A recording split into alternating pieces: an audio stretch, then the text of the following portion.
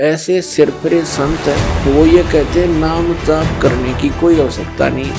वो टीचर नहीं, वो दुश्मन है। हमें बिल्कुल ज्ञान नहीं है अध्यात्म का, और जब तक हमें अध्यात्म ज्ञान नहीं होगा ये संत हमारा ऐसे ही अडोला बनाए रखेंगे।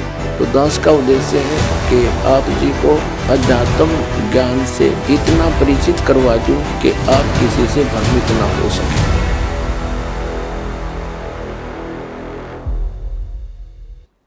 कुछ एक ऐसे सिरफिरे संत है वो ये कहते हैं नाम की कमाई कुछ काम नहीं करे, नाम का जाप करने की कोई आवश्यकता नहीं, सतगुरु पार कर देगा। वो टीचर नहीं, वो दुश्मन है विद्यार्थियों का, जो विद्यार्थियों को ये कहता है कि तुमने पढ़ने की आवश्यकता नहीं, टीचर पास कर देगा। और ये अपने आप में संत भी कहते हैं, और श्रद्धालु इनके पास भी इकट्ठे होकर के संत मान करके इनके गुणगान करते हैं, इनके विचार सुनते हैं, फॉलोअर बन जाते हैं। इसका कारण क्या है कि हमें बिल्कुल ज्ञान नहीं अध्यात्म का, और जब तक हमें अध्यात्म ज्ञान नहीं होगा ये संत हमारा ऐसे ही अंडोला बनाए रखेंगे। किसी ने चार अटपट बातें अलग से कर दी, हमने ऐसा लगेगा कि ये पूर्ण संत है। तो दास का उद्देश्य है कि आप जी को अध्यात्म ज्ञान से इतना परिचित करवा दूं कि आप किसी से भ्रमित ना हो सके। नाम दे देना ये तो आसान सी बात है, उसका आपने सिमरण करना है, बहुत अच्छी बात है। लेकिन बने बनाए काम ने बिगाड़ दिए। कोई सिर फिराक है कि वो संत पूर्ण है, वो ऐसा बताता है, वो ऐसा करता है, तो आप जी उनको इस ज्ञान के आधार से अपने सतर से ही रिजेक्ट कर दो कि नहीं, आप भ्रमित हैं, आप जी को ज्ञान नहीं। तो पुण्यात्माओं, अपना अनुभव बताना अच्छी बात है, लेकिन वो अनुभव उन सदग्रंथों से मेल खाता हो। जैसे एक थ्योरी होती है, जैसे बच्चे प्रैक्टिकल करते हैं लैब में, तो प्रैक्टिकल करने से पहले उनको एक लिखित विधान, उसकी प्रक्रिया दी जाती है। फिर बच्चे उनको पढ़ते हैं कि कौन सी कैसे कैसे करना है, उसको पढ़कर फिर वो प्रैक्टिकल करते हैं। तो ये ज्ञान जो है ये एक थ्योरी है, यानी ये लिखित जानकारी है जो प्रैक्टिकल हम करने जा रहे हैं। जिनकी थ्योरी ही गलत है तो प्रैक्टिकल भी ऑटोमेटिकली गलत होगा। तो हमारे जो सदग्रंथ है ये हमारी थ्योरी है, और परमात्मा के जो साधन उसमें वर्णित है वो करना हमारा प्रैक्टिकल है। फिर उनके करने से जो उपलब्धि होगी वो भी सदग्रंथों में लिखा हुआ है। फिर वो बताने की आवश्यकता कैसे पड़ेगी, अपना अनुभव बताओ। तो इस प्रकार ये भ्रमित व्यक्ति कदम कदम पर बैठे हैं, भ्रमित करने वाले। श्रद्धालुओं की कमी नहीं, श्रद्धालु को तो परमात्मा की एक विशेष कसक होती है, और वे परमात्मा के लिए भटक रहे हैं। आत्मा जब से मालिक से बिछुड़ी है, इसको उसी समय से उसकी आवश्यकता महसूस हो गई थी।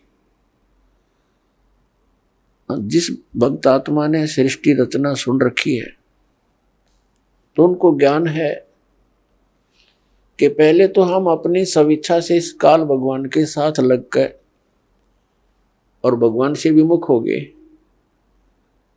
और जिसमें ये प्रकृति दुर्गा देवी जी इस काल भगवान के पास छोड़ी गई, उसी समय से इस काल ने हमारे साथ दुर्व्यवहार प्रारंभ कर दिया, और उसी दिन से और आज तक हमें सिवाय परेशानी के यहाँ कुछ नहीं मिला। तो उसी समय इसको महसूस हो गया था, इस दुर्गा को पुकार की थी, भगवान मुझे बचा ले। अपने पैर पे कुआड़ा मार के हम यहाँ आए हैं और पुकार करते हैं भगवान बचा ले। अभी तक हम उस भगवान से प्रार्थना करते रहे जो हमें दुखी तो कर सकता है, सुखी नहीं कर सकता। वो कौन है? ये ब्रह्म है, ज्योति निरंजन काल है, जिसके लोक में हम यहाँ रह रहे हैं। और इसके 3 पुत्र हैं, रजगुण श्री ब्रह्मा जी, सतगुण श्री विष्णु जी और तमगुण श्री शिव जी। हम इनसे भी अर्ज करते हैं हमारी रक्षा करो। ये अपनी रक्षा नहीं कर सकते क्योंकि ये सक्षम नहीं है, ये समर्थ नहीं है। ये भी अपने कर्म के दंड को ही भोगते हैं और इनको इतना ही अधिकार दिया हुआ है कि जो जैसे कर्म करेगा वैसा ही फल तुम दे सकते हो, इससे हटकर आप कुछ नहीं कर सकते। ये केवल हमें अपना किया कर्म ही दे सकते हैं और ये काल भगवान के अधीन हैं, ये विवश हैं और अपने ही ये भाई बहन हैं, इनकी पिछले पुण्य कर्म अधिक है, इनको उच्च पोस्ट प्राप्त मिल गई इस ब्रह्मांड की। लेकिन ये आपके साथी हैं, दुश्मन नहीं, लेकिन ये विवश हैं।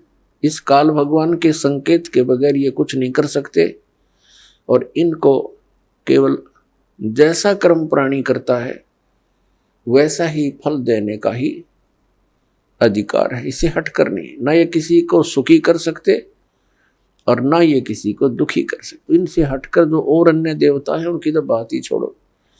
तो कहने का भाव ये है कि जब से हम भगवान से बिछड़े हैं, संकटों को झेल रहे हैं, माँ कष्ट उठा रहे हैं और ऐसे ही तड़प तड़प कर हम शरीर त्याग जाते हैं और हम भगवान से पुकारते भी रहते हैं, सुनाई बिल्कुल नहीं होती है।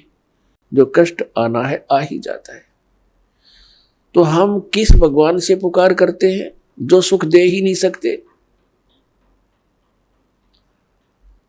और जो भगवान हमें सुख दे सकता है हमारे प्रारब्ध के अंदर यानी किस्मत में लिखे हुए पापों को नाश कर सकता है, क्योंकि पापों के नाश होने से ही सुख हो सकता है जीव को। तो उसकी हमें जानकारी नहीं, उसका ज्ञान नहीं, क्योंकि इस काल ने अपने बहुत से एजेंट तैयार कर रखे हैं जो संत कहलाते हैं, महंत कहलाते हैं। मंडलेश्वर आचार्य और शंकराचार्य कहलाते हैं। इन्होंने पूरे मानव को भ्रमित कर दिया और साथ में ये काजी और मुल्ला और पीर और ये ईसाई धर्म के फादर, ये सब भ्रमित हैं। इनको किसी को भी अध्यात्म पूर्ण ज्ञान नहीं। ये सब काल के एजेंट हैं, इस ब्रह्म के ही पुजारी हैं और हमने पूजा करनी है परम अक्षर ब्रह्म की। वो परम अक्षर ब्रह्म ही सब पापों को नाश कर सकता है और जब तक पाप नाश नहीं होगा जीव सुखी नहीं हो सकता। आप सुन रहे थे जगत गुरु तत्वदर्शी संत रामपाल जी महाराज जी के मंगल प्रवचन। अधिक जानकारी के लिए विजिट कीजिए हमारी वेबसाइट www.jagatgururampalji.org। संत रामपाल जी महाराज जी के शुभ आशीर्वाद से पूरे विश्व भर में 500 से भी ज्यादा नाम दीक्षा केंद्र हैं, जिन पर संत रामपाल जी महाराज जी द्वारा ऑनलाइन निशुल्क नाम दीक्षा दी जा रही है। अपने नजदीकी नाम दीक्षा केंद्र का पता करने के लिए संपर्क करें 8222880541।